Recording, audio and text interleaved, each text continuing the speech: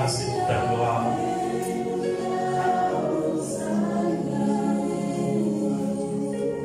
Wow.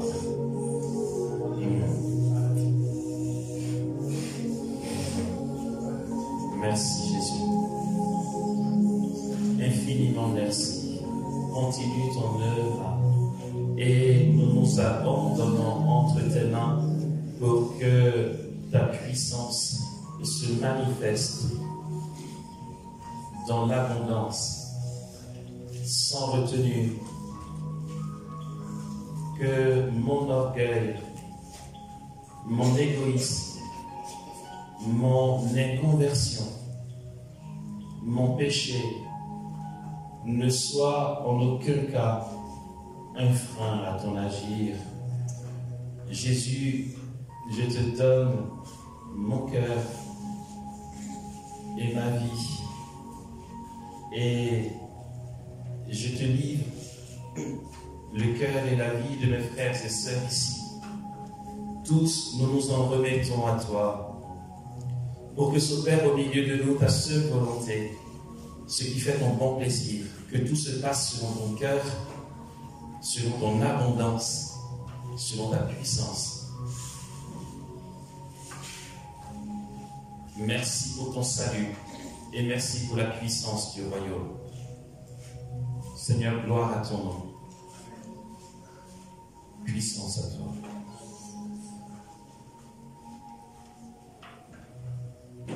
Amen. Amen. Et merci Jésus pour ce jour qui se lève pour chacun d'entre nous. Jésus, merci pour ta faveur, ton abondance et ta grâce au milieu de nous. Sois béni pour la vie de chacun sans exception, pour la merveille que chacun est, car tu es un Dieu de merveille. Nous sommes des merveilles, Jésus. Et merci. C'est tellement bien quand on se retrouve dans le nom du Seigneur et qu'il est favorable. C'est reposant. Il n'y a pas de stress, tu vois.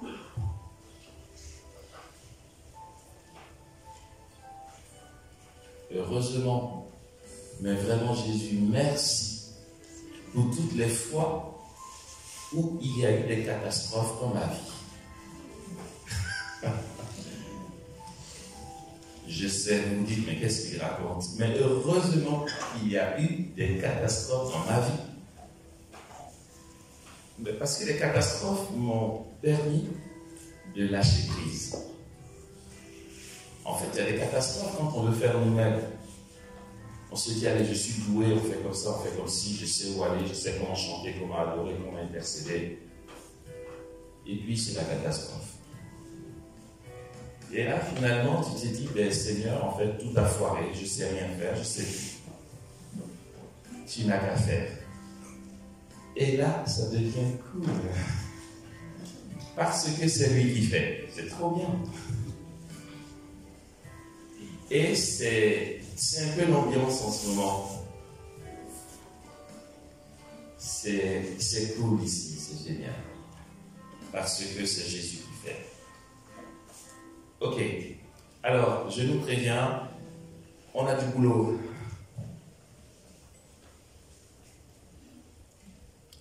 On a fait une petite lecture, on a parlé entre nous de l'enseignement introductif d'hier. Et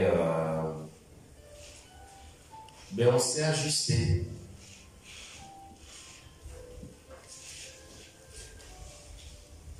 Ne nous inquiétons pas. Ce que Dieu fait, il le fait. Ok?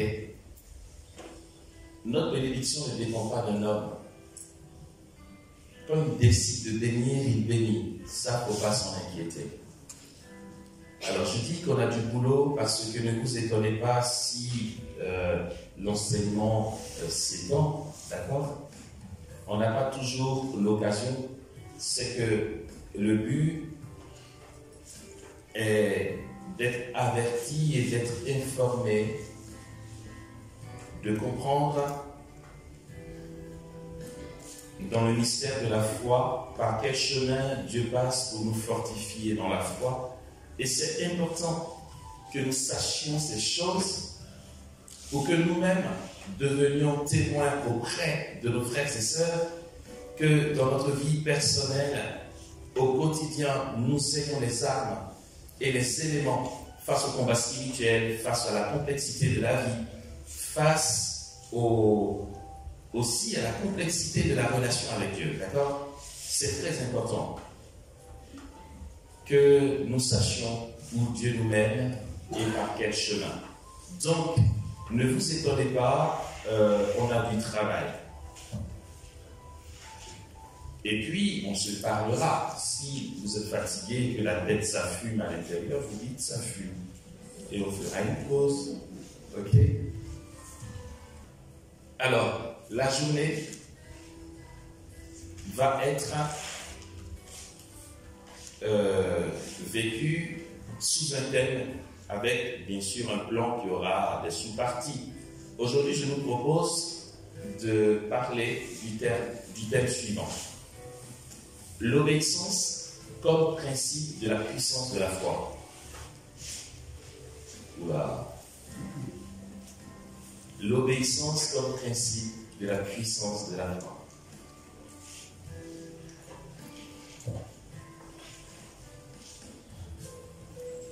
Alors pour cela, je vous propose de partir d'un texte de la lettre aux Hébreux. C'est un tout petit paragraphe, 2 petits versets que nous connaissons relativement bien. C'est le début du chapitre 11 de la lettre aux Hébreux.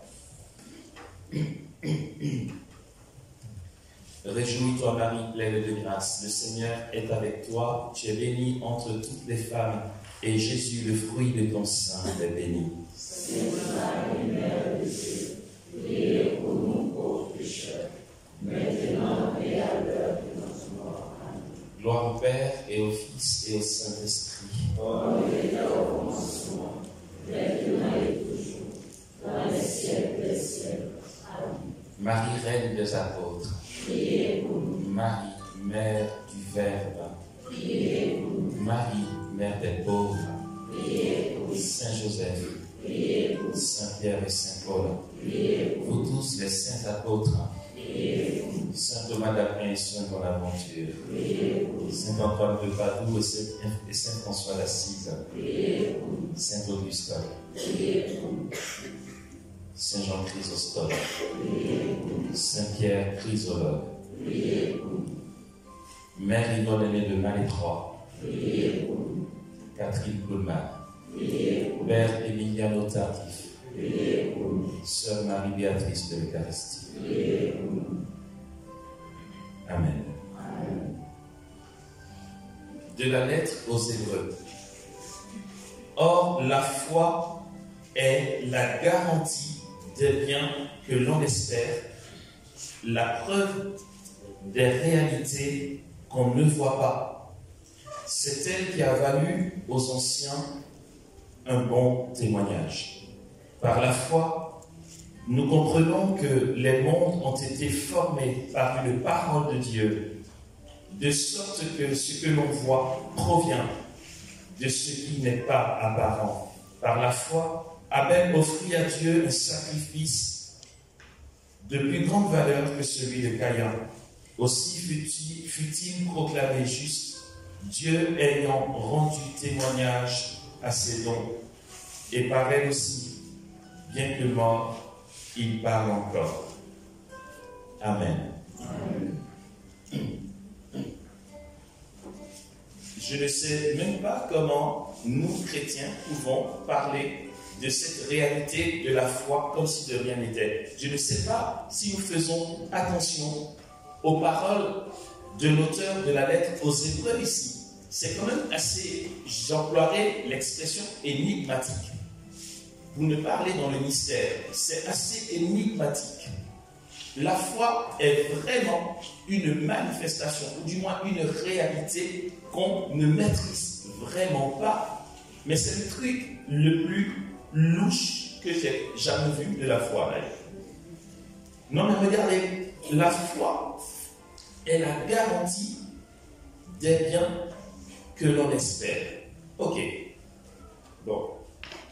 La garantie des biens que l'on espère.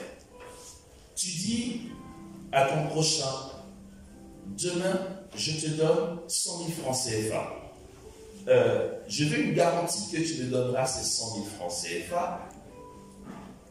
Dans la société, tu laisseras peut-être ton passeport, ta carte d'identité, quelque chose qui donne la garantie que demain tu viendras.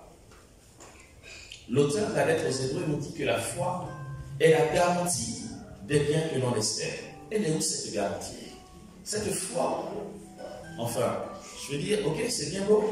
C'est comme si tu disais à quelqu'un, je t'assure, demain je t'apporte 100 000. C'est quoi la garantie? Ma parole. Ok, mec, je veux dire, si tu es mon voisin de quartier, je peux comprendre, mais je te croise au coin de rue, je t'ai jamais vu, tu me dis ta parole.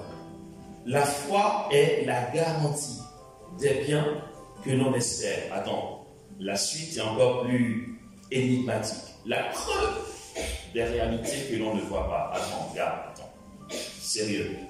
La preuve. En fait, ce que l'on attend n'est pas encore. Et la preuve que ça va se faire, c'est la foi.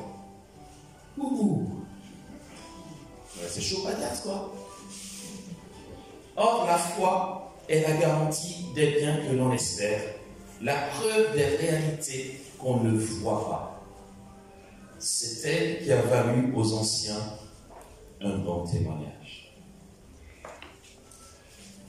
Nous en parlions il n'y a pas longtemps avec une membre de l'équipe, parlant d'Abraham. D'ailleurs, dans la suite du texte, l'auteur de la lettre aux Hébreux parle de la foi d'Abraham. Abraham n'appartenait pas à une paroisse, ok? Il n'avait pas un curé, il n'avait pas fait la catéchèse, il n'était pas baptisé, il n'était pas dans un milieu charismatique ou même simplement catholique ou croyant. Non, Abraham venait d'une famille d'idolâtres. Son père était idolâtre, il n'a pas connu Dieu, il ne le connaissait pas. Et là, il entend une voix qui lui dit, quitte ton père et tous ces schmilblick-là de fétiche, et va vers le pays que je t'indiquerai. Abraham prend la route. Ok, Abraham, c'est vraiment l'homme le plus incertain. Ne le suivez pas. Non, mais c'est très risqué. En fait, c'est comme s'il partait quelque part avec la garantie que là où il va le trouver. Mais c'est ça la foi. Il avait la garantie de ce pays vers où Dieu l'envoie, sans rien de rationnel. Nous en parlions donc, comme je disais. Et cette sœur de l'équipe me disait, mais il a entendu une voix. Je dis, oh non, il n'a pas entendu de voix. Parce que s'il entend une voix entre les fétiches qui ont parlé à son père et qui lui ont peut-être parlé depuis son enfance, et cette voix qui vient encore, comment discerner que c'est la voix de Dieu? D'ailleurs, on ne lui avait pas parlé de Dieu. Comment il peut suivre une voix nouvelle? Abraham n'a pas entendu une voix. C'est vrai, quand on lit les textes, c'est comme si Dieu lui a parlé. Oui, Dieu lui a parlé. Mais qui dit que c'était une voix? Quitte ton père et va vers le pays que je t'indiquerai.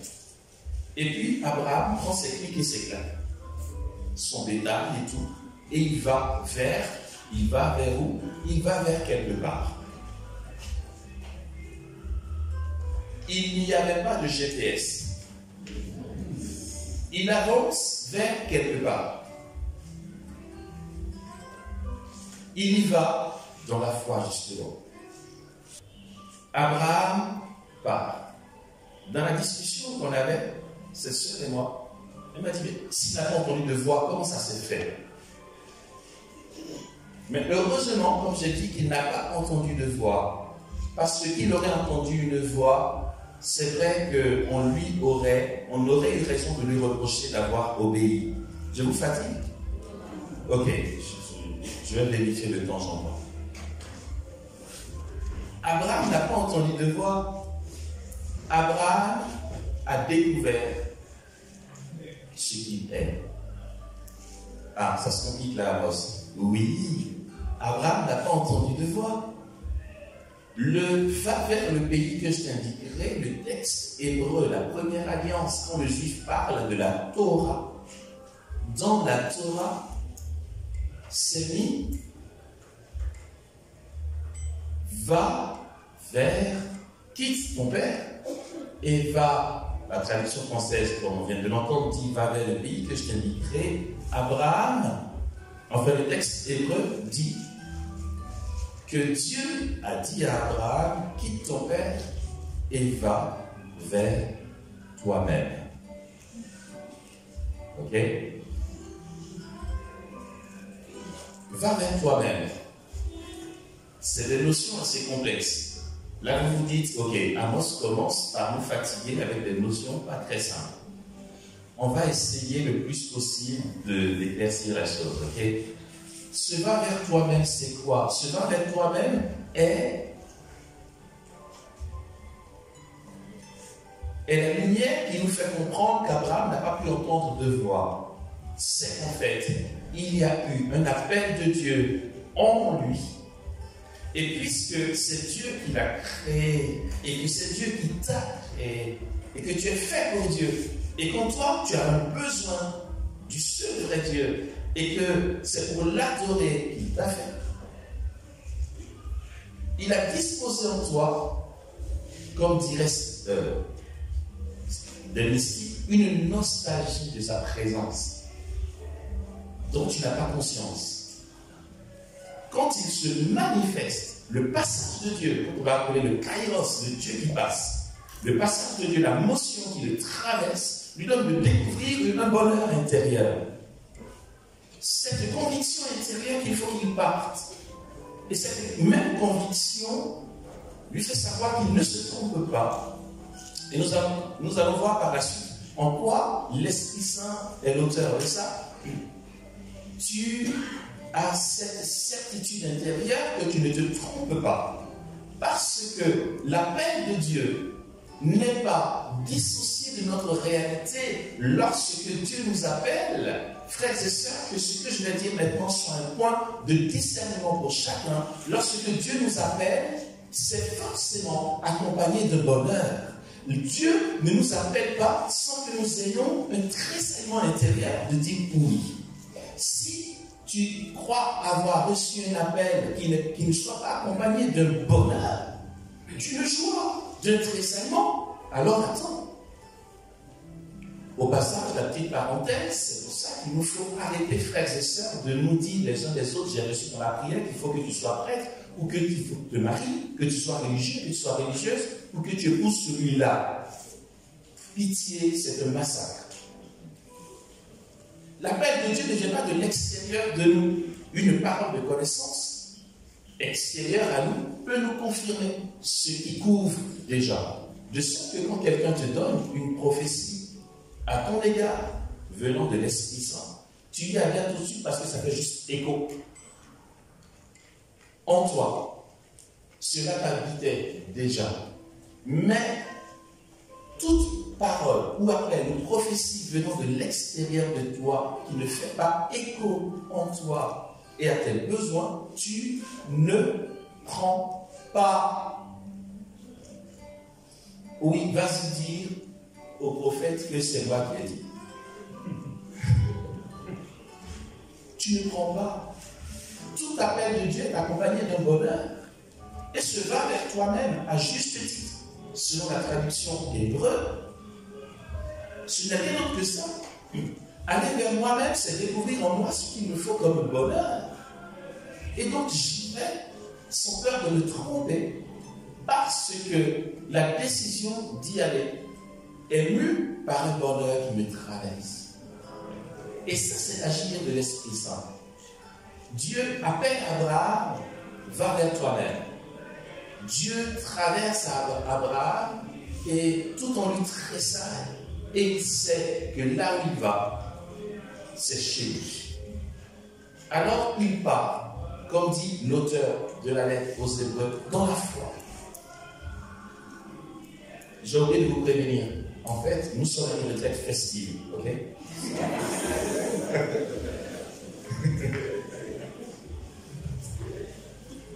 Et Abraham part. Il a la garantie des biens qu'il espère. La preuve, Abraham a la preuve de réalité vers quoi il va, qu'il ne voit pas encore. Cette preuve, c'est la foi, et cette foi, c'est le bonheur en lui. Dieu t'appelle, et avant même d'aboutir au lieu où il te conduit, tu as un avant-goût de ton point de chute par ce bonheur qui te traverse. Voici ce qu'est la preuve des réalités que tu espères. C'est ça la foi. Vous allez dire, ok, mais pourquoi ce n'est pas notre quotidien? C'est censé être notre quotidien. On ne l'expérimente pas beaucoup parce que il y a des dispositions intérieures que nous n'entretenons pas, tout simplement. Et c'est justement le but de la journée. L'obéissance. Oui, l'obéissance comme principe de la puissance de foi. C'est ça ce que j'ai dit. Ok. Et hier déjà nous en parlions, la foi comme étant un don gratuit de Dieu. Dites-moi que Abraham a un mérite. Abraham n'a pas de mérite, frères et sœurs. On ne va pas dire, ah, Abraham est fort. Il a eu raison d'avoir décidé de partir. Abraham a été traversé par le Kairos, traversé par la grâce. Mais il a été traversé parce que Dieu en a pris l'initiative. Il a obéi. D'où le thème, l'obéissance comme principe de la puissance de la foi. Abraham a obéi au passage de Dieu. Bien sûr que si la foi est un don gratuit de Dieu, comme hier nous disions, ceux qui ont cru en son nom, il leur donne le pouvoir de devenir enfants de Dieu, et que ça vient de Dieu, on ne peut pas exclure ce qu'on va appeler en théologie la libre adhésion de la créature. Je fais une pause, parce que si je vais trop vite, peut-être que vous allez dire que je vous ai trop vite. La libre adhésion de la créature. Mais voyez, Dieu est fort, en fait il est puissant, les gars. Non mais c'est trop s'y prendre. Il est trop fort. Il appelle sa créature, aujourd'hui on va dire son enfant, à quelque chose. Il prend l'initiative de cet appel. Il crée ce passage à l'intérieur de son enfant. Et il manifeste la réalité de la foi dans ce cœur sans pour autant faire de son enfant une marionnette. Ça, c'est bien qu'on l'éclaircisse. Si la foi est un don gratuit de Dieu, donc qui vient de l'initiative divine, finalement, on n'a pas de mérite parce que ça nous tombe dessus. Oui, ça te tombe dessus, mais tu es libre de dire non. Vous allez me dire, ah, mais voilà, le mérite d'Abraham, c'est qu'il n'a pas dit non. Permettez-moi cet écart. Abraham ne pouvait pas dire non. Mais donc il n'était pas libre. Oh que si. C'est que Dieu est trop puissant. Il t'appelle, mais c'est pas juste non, c'est pas ça. C'est que Dieu t'appelle et son appel est un bonheur. Et tu es tellement dans un bonheur que comment veux-tu dire non à ton propre bonheur? Dire, ouais, tu m'appelles, bon, je vais me sacrifier pour y aller parce que c'est Dieu, je le respecte, c'est quand même Dieu. C'est galère, mais j'y vais à tâtons. Non, non. Et non, frères et sœurs. Même dans le renoncement qui peut nous coûter, c'est parce que nous comprenons que dans ce renoncement se trouve notre bonheur, qu'on choisit de renoncer. Nous aurons la douleur du renoncement, mais la joie de dire oui. Alors, quand Dieu appelle Abraham, Abraham y allait. Mais il y a mais forcément, je vais dire, attends, allez, je vais prendre terre à terre ici. Imaginons, je sors là, je fais du pain à la boulangerie, et puis de l'autre côté de la rue, quelqu'un m'appelle. Amos. Puis je vois, c'est une canon, tu vois. Wow. Ah, mais je craque carrément. J'obéis. Est-ce qu'on va dire, oh, Amos est disponible? Non, Amos n'a pas besoin d'être disponible. Il a flashé là. Ok? Et c'est ça l'appel de Dieu. Quand Dieu nous appelle, on est séduit. On est pris de l'intérieur. Et on dit oui, sans contrainte. Les deux vont s'emboîter. L'appel de Dieu qui est une traversée de Dieu dans l'âme, qui produit ce bonheur et qui va poursuivre sa course seulement si nous y adhérons. Mais on y adhère parce qu'on est séduit. On y adhère parce que ça colle. Comme on dit, on y adhère parce que ça marche. Ce que je ressens, c'est vraiment ce que je veux vivre. Donc forcément, j'ai dit oui. Alors, ce oui va nous faire constater la puissance de la foi. L'obéissance, frères et sœurs, est un amour. L'obéissance est un bonheur. L'obéissance, je le redis, pour qu'on soit bien fixé là-dessus, peut nous demander de renoncer à quelque chose. Mais ce à quoi nous renonçons est moins important que ce vers quoi nous allons. Voilà pourquoi nous avons la force de renoncer. J'ai bien aimé, j'ai assisté à, oui, j'étais à une messe de semaine normale, et j'ai bien aimé l'homélie du prêtre. Ça me suis dit, mais en fait, j'avais jamais vu ça comme ça. Il est trop fort, ce prêtre. Le père Thibault, responsable des frères de Saint-Jean à Abidjan, il a donné une petite interprétation d'une parole biblique. J'étais là, waouh, mais en fait, c'est vrai, quoi. Et en fait, ça rejoint ce que nous disons ici. L'évangile, c'était Jésus qui disait, celui qui ne me préfère pas à son père, sa mère, n'est pas digne de moi. On a toujours entendu cet appel de Jésus comme étant une exigence trop difficile de l'évangile. Si tu ne me préfères pas à ton enfant, si tu ne le préfères pas à ton papa, à ta maman, tu n'es pas digne du royaume des cieux. Et là, c'est dur quand même. Et le père Thibault l'interprète d'une manière, je dis, mais c'est ça. Jésus ne t'a jamais dit de laisser ton papa et ta maman que tu aimes plus que lui pour le suivre. Non. Il n'a pas dit ça. Il dit, si tu ne me préfères pas à... Nous nous entendons, j'aime mon papa, j'aime ma maman, mais malgré cet amour, Jésus dit de quitter pour le suivre. Non, Jésus n'a pas dit ça.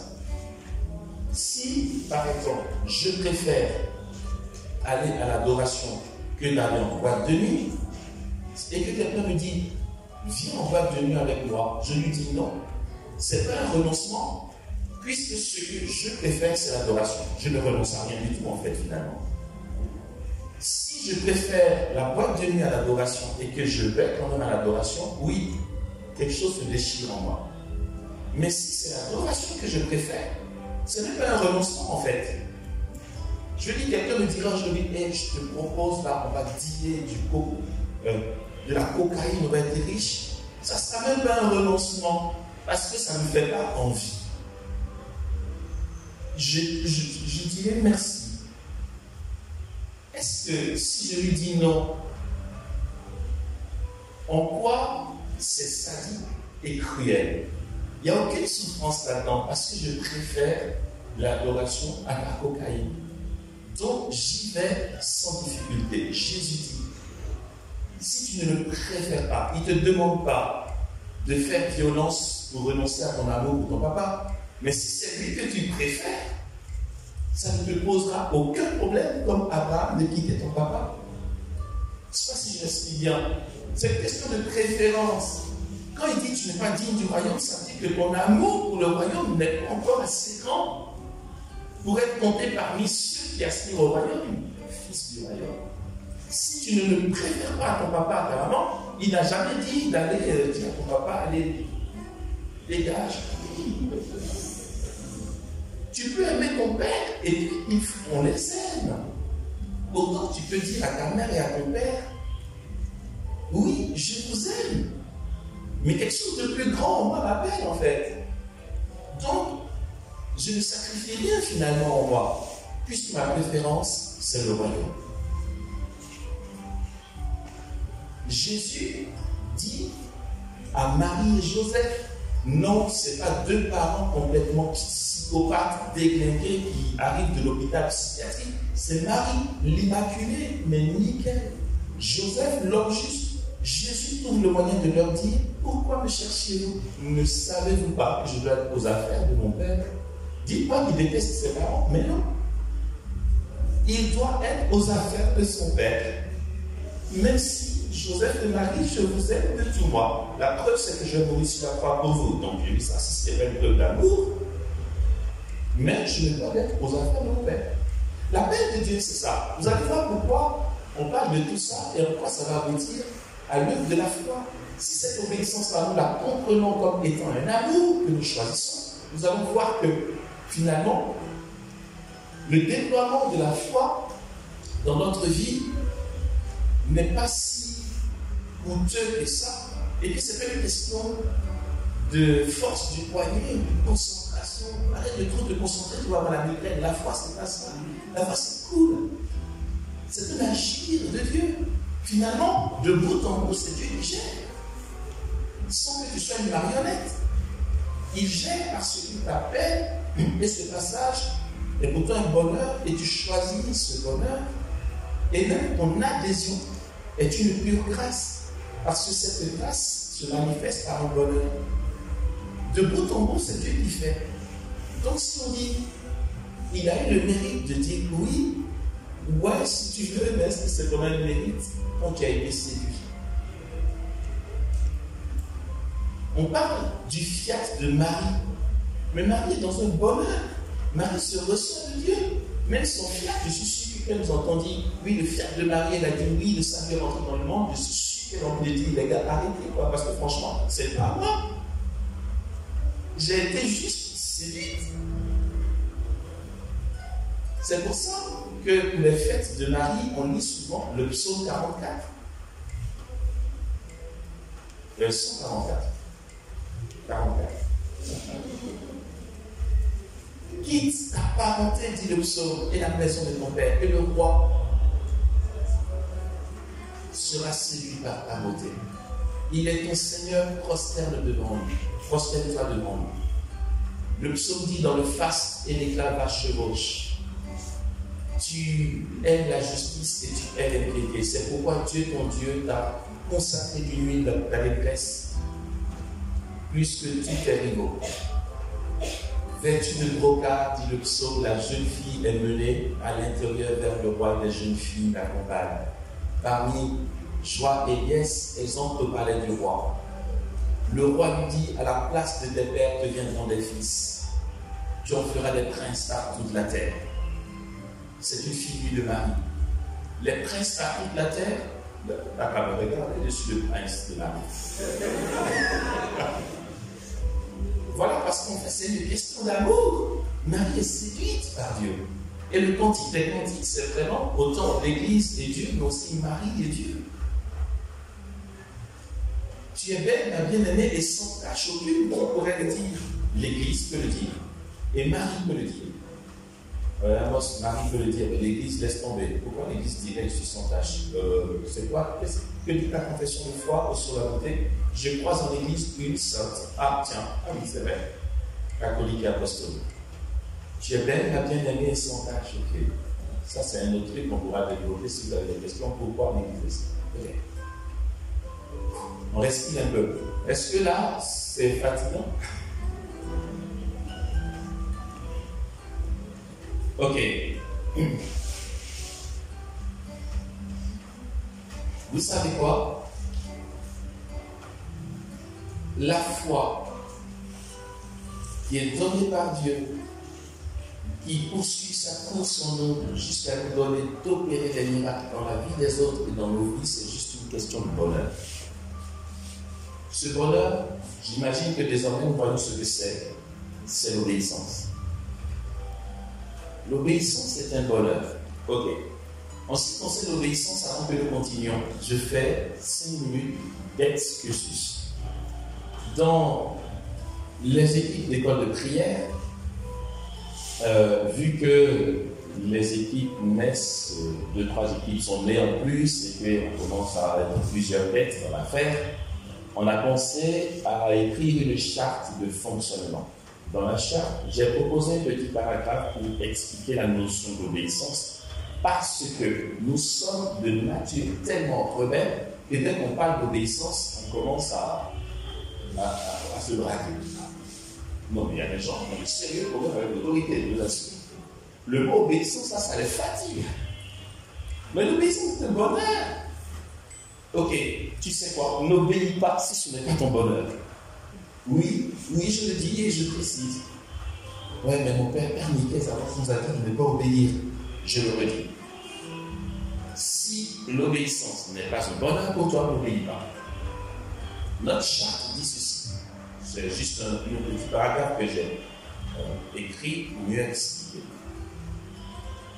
L'obéissance est ordonnée à l'amour. Ok.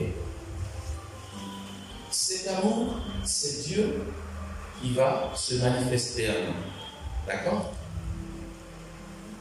Dieu se manifeste à moi dans ma prière, au point que je suis, comme on vient de dire là-bas, tellement visité. Et je me dis, mais oui, je sens dans mon cœur l'appel à m'occuper des pauvres, par exemple. Et c'est un tel bonheur parce que ça rejoint mes aspirations. Je ne vais pas revenir sur ce que j'ai déjà dit. Et quand Abraham obéit, c'est parce qu'il sent ce bonheur. Ok, comme nous pouvons obéir en disant, ah ouais, tiens, j'ai vu les équipes d'école de prière. Ce qu'ils vivent, c'est ce que je veux vivre. C'est ce que je veux vivre. Rappelons-nous, parce que c'est important pour la suite. C'est ce que je veux vivre. Et je veux le vivre parce que c'est là mon bonheur. Quand je vais arriver dans les équipes d'école de prière, on va dire, ok, tu veux rentrer chez nous? Oui, mais attention, nous voici ce qu'on vit. Et tu vas répondre, oui, c'est ça que je veux vivre. D'accord. Avant de conclure le contrat, lis la charte. Tu lis la charte et tu dis, mais oui, ça match, ça colle exactement avec ce que je veux. Parce que tu adhères, j'insiste qu'on le retienne, et que cette adhésion vient de bonheur, parce que tu adhères à la charte. L'obéissance aux responsables légitimes ne sera rien d'autre que le choix de ce qui fait ton bonheur. J'explique cette partie-là. L'autorité dans une réalité ecclésiale, fraternité, groupe de prière, tout ce que vous voulez, le responsable de l'autorité, son rôle n'est pas de t'appeler en dehors de l'exercice de ses fonctions, en pleine semaine, pour te dire, hey Corinne, lève-toi de ton lit, va m'acheter ta ticket au marché parce que je suis ton responsable. Non. Sa responsabilité ne va pas jusque-là. Tu lui dois obéissance dans le cadre de ses fonctions. En dehors de votre structure, s'il veut que tu lui fasses le marché, il te le demande comme un service fraternel. J'ai libre de dire oui au nom de la charité ou pas. D'accord. Mais dans l'exercice de ses fonctions, son autorité n'est ordonnée qu'à la charte. Je dis ça dans l'autre sens. J'ai lu cette charte et je sais que c'est ça mon bonheur, je veux le dire. Mais parce que notre vie quotidienne est truffée de fatigue, de combat spirituel, de passage à vide, il va y avoir des moments où je n'aurai pas envie de vivre cette charte qui pourtant faire mon bonheur. Vous me suivez? Le rôle du responsable sera de dire, alors, là c'est l'heure d'adoration. Vas-y. Mais quand il me dit vas-y, c'est pas qu'il veut me commander. il est en train de m'obliger à aller dans mon bonheur que j'ai choisi. C'est compliqué ce que je dis. En fait, le sens de l'autorité dans l'Église, c'est ça. L'autorité dans l'Église, c'est un service. Le responsable est là pour te servir. Il est là pour servir les intérêts de ce qui fait ton bonheur. Alors, quand tu es venu chez nous, tu as lu la charte. Tu as dit, j'y adhère parce que c'est ça mon bonheur. Or, la charte te dit, mardi matin à 8h, tu dois faire l'adoration, par exemple.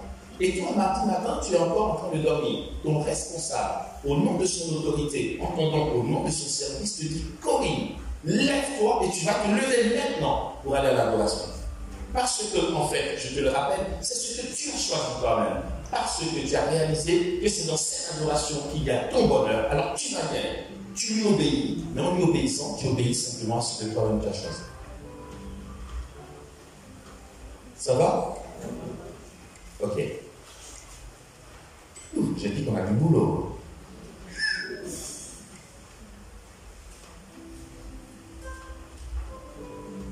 L'obéissance comme principe du déploiement, de la puissance de la foi.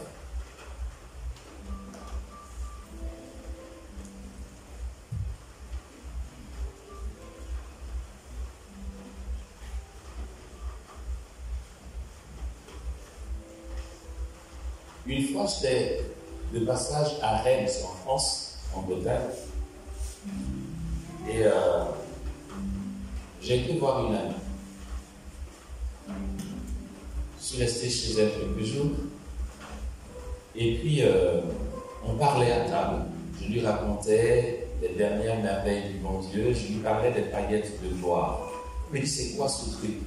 J'ai dit, ben, les paillettes de gloire, en fait, c'est Dieu qui manifeste tellement sa présence que des paillettes d'or apparaissent. J'imagine que vous en avez déjà entendu parler.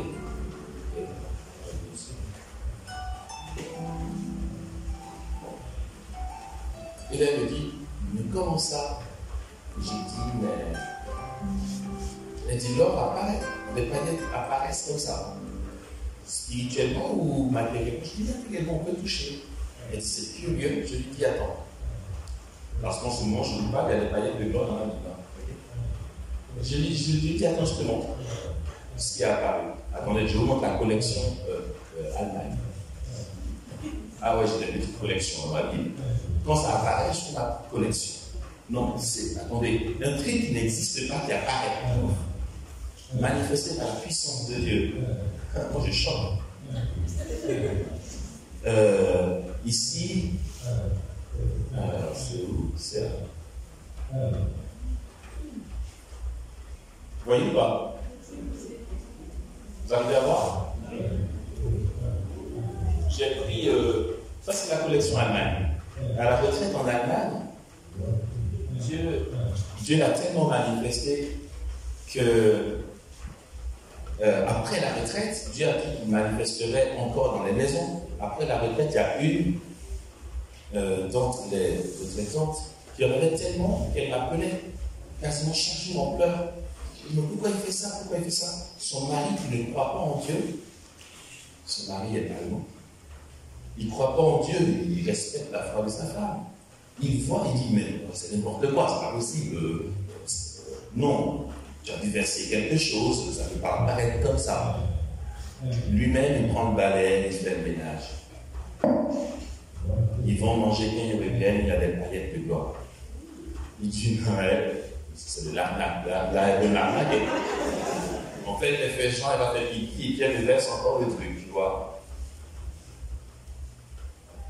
Il va dans sa chambre, sur son lit, il y a des paillettes de gloire. En fait, il y en avait tellement que je lui ai dit, achète un vase, et puis mets dedans. Ce que je dis, c'est sans exagération, c'est réel. Pourquoi j'ai mis ici? J'ai mis parce qu'elle m'a envoyé dans un sachet. Et comme je suis artiste peintre, j'ai distribué. Je fais des tableaux et je mets des paillettes de gloire dessus. J'envoie à mes clients. Bah ouais. Non, c'est ce qui restait que j'ai mis là en souvenir. Et donc, elle mettait dans le vase. Et puis, je lui ai dit d'acheter un pot parce que le vase qu'elle achetait était petit. Elle mettait. Et puis le lendemain, le vase était encore à moitié plein. Et je sais, voilà, enfin bref. Témoignage dans témoignage. Ah non, j'exagère. Et donc, je suis à Rennes. Et puis, je parle avec Marie-France. Et elle dit, c'est curieux, je lui montre. Elle dit, c'est fou, tu es sûr que c'était pas là, c'est apparu. J'ai dit, ouais, c'est apparu. C'est curieux. Et là, je vous raconte la suite et je vais vous expliquer le comment. Là, d'un coup, je lui dis, tu aimerais l'avoir? Elle dit, quoi? Je dis, est-ce que tu veux que ça apparaisse pour toi aussi? Elle dit, enfin, je veux bien, mais est-ce que ça va se faire? Je lui dis, si tu veux, ça va se faire. Sceptique, la fille, tu vois. D'accord? Mais dans ces moments-là, peu importe que tu sois sceptique, si tu veux le croire, moi je crois que toi.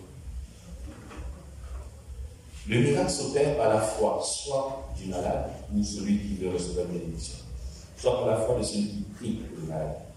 Et celui qui prie pour le malade peut ne pas être totalement convaincu, mais si le malade lui-même croit qu'il va prier, ou encore le malade peut le faire sûr, mais si celui qui prie croit que ça va se faire, ça se fait.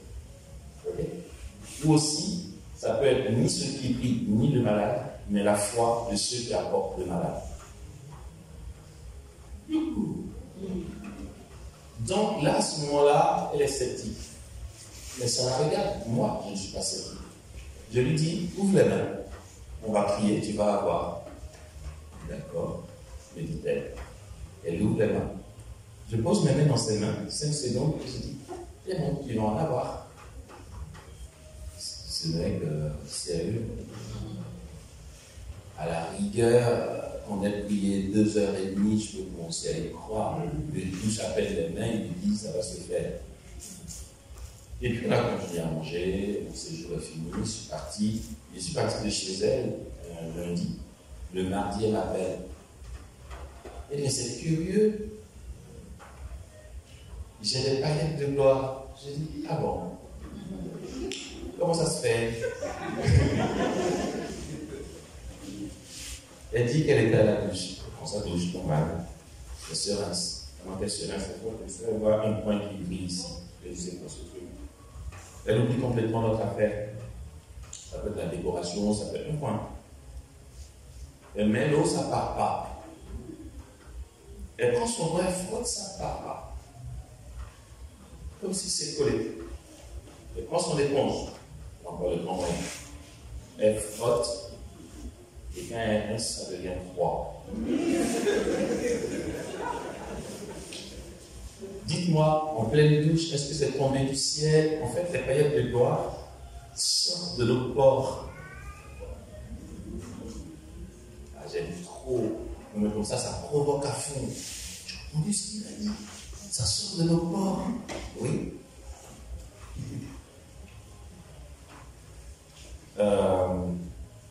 Peut-être que vous avez entendu parler d'Andrea. En 2019, je suis venu au pèlerinage de César avec elle. Elle chante les chants de l'âme. Andrea, elle chante. Bref. Andrea aussi, c'était à peu près le même truc. Hein. Elle a entendu parler des paillettes de gloire. Elle a dit, tu crois que je peux en avoir? Je dis, oui, si tu veux, oui, tu vas en avoir. J'ai prié, et puis rentrée chez elle, elle en a eu. Un jour que j'étais en France, elle m'appelle. Elle me dit, oh, je viens de finir mon oraison, j'ai des paillettes dans les mains et tout. Je vous raconte tout ça, je vais vous dire le comment du pourquoi. Ce n'est pas juste de la fantaisie. Et puis je lui dis, écoute, pas t'abandonner, je suis en France et en Côte d'Ivoire. Elle dit, comment ça? J'ai dit très simplement, tu vois, est-ce que tu as une image de moi dans ton téléphone? C'est bien. Elle dit, oui. J'ai dit, ben, prends une image de moi dans ton téléphone.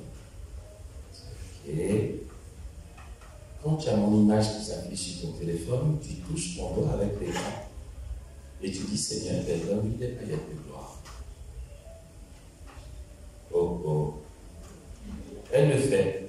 Et les paillettes apparaissent sur mon poste. Je suis en France.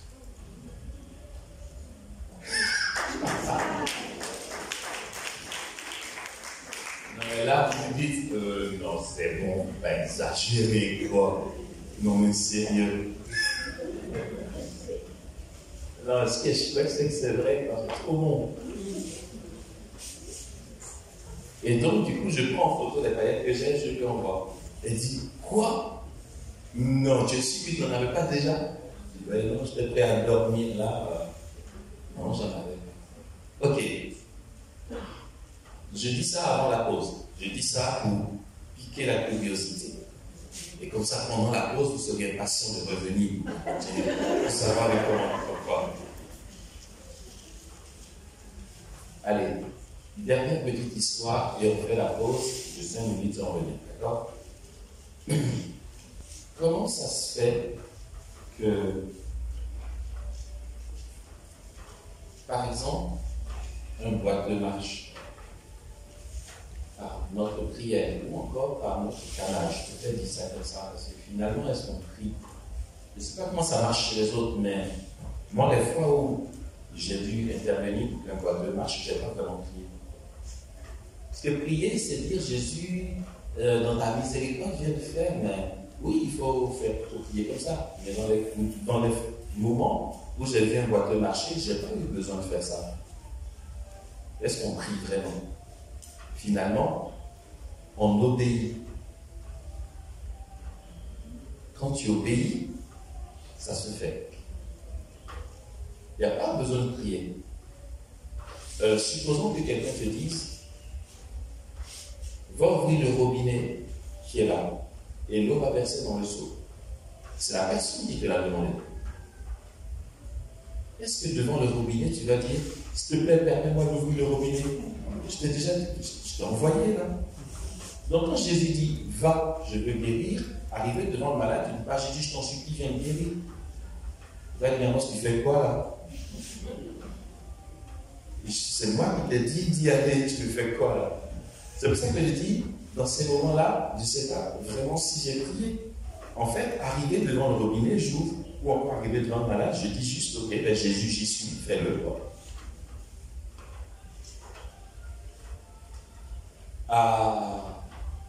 Je crois, à Badien-Goûté, je ne sais plus, vers Abidjan, en tout cas, il y a eu une retraite. Il y avait plusieurs intervenants, moi j'intervenais un soir, j'y suis allé. Et puis après la prédication, Jésus voulait guérir les malades, on a accueilli ce qu'il voulait faire, il y a eu des malades de guéris. Vraiment, il a été très généreux, de belles guérisons, les gens sont venus témoigner, on était tous contents, alléluia. Gloire à Dieu, les moments où on dit, oh, c'était puissant, on entend qu'il y avait l'onction et tout, tu vois. Et puis, ben, c'est fini, je m'apprête à partir et donc, je ne suis pas à rendre le micro, je dis merci aux frères, aux sœurs, à ceux qui m'ont invité, je ne suis pas à rendre le micro. Et là, sous la bâche en face, je vois un monsieur assis sur le fauteuil roulant. Au moment où je rends le micro, je me rétracte. Et je dis, pardon, donnez-moi juste 5 minutes. Ok, vas-y. Je regarde le papa qui est assis là-bas, l'autre bâche ici, sur le fauteuil roulant. Et je révèle sous la bâche. Je dis, bonsoir papa. Il dit, bonsoir mon fils. Il dit, ça va? Il dit, ça va. Je dis, d'accord. Je dis, papa, est-ce que tu crois que Jésus peut te guérir? Il dit, oui mon fils, je crois.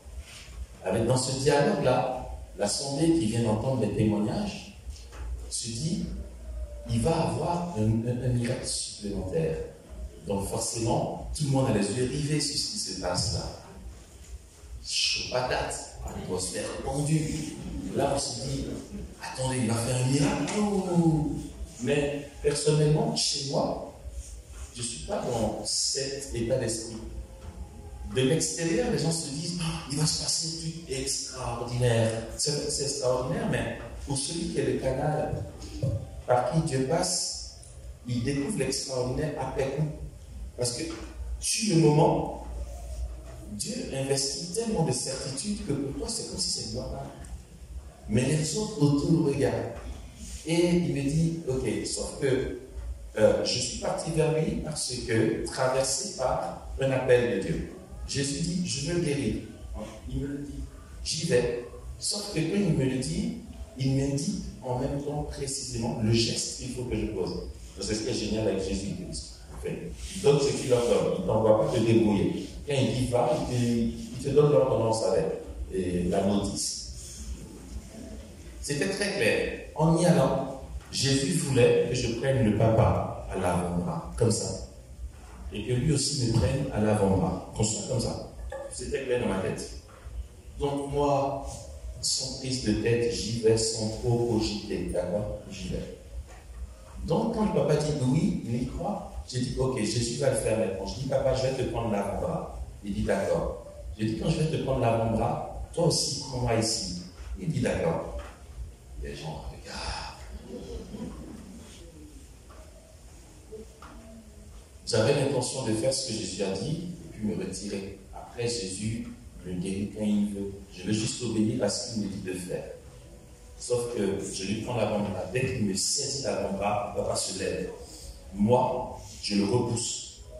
Parce que je suis sûr qu'il veut faire du zèle. J'ai envie de dire, papa, oui, Jésus va guérir, mais doucement, ne sois pas pressé. Je me dis, il veut forcer un peu. Mais en fait, c'était pas lui, j'en savais rien.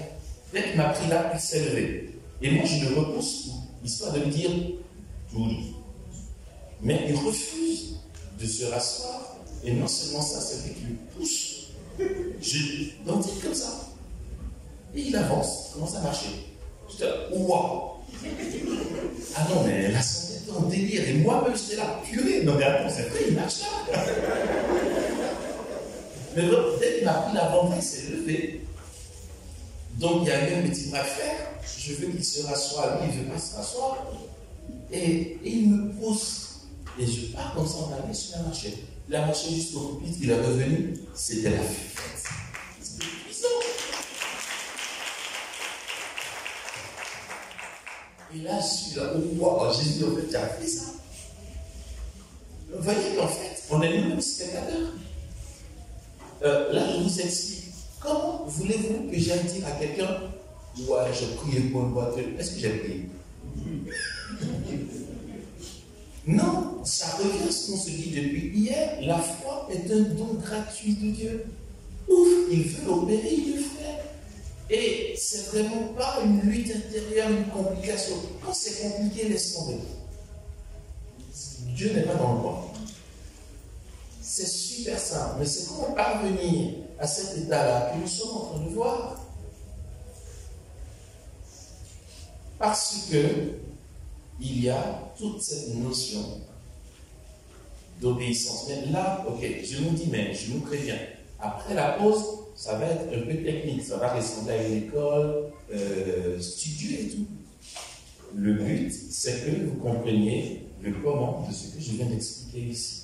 Okay? Si on ne sait pas, ça nous paraît farfelu, on s'exclut nous-mêmes, on se dit non, c'est trop puissant pour nous, je vais jamais pouvoir faire ça, je suis trop pécheur, je me suis dit que, comment dire, le sacrifice de la paroisse, moi je peux pas faire, je sais pas.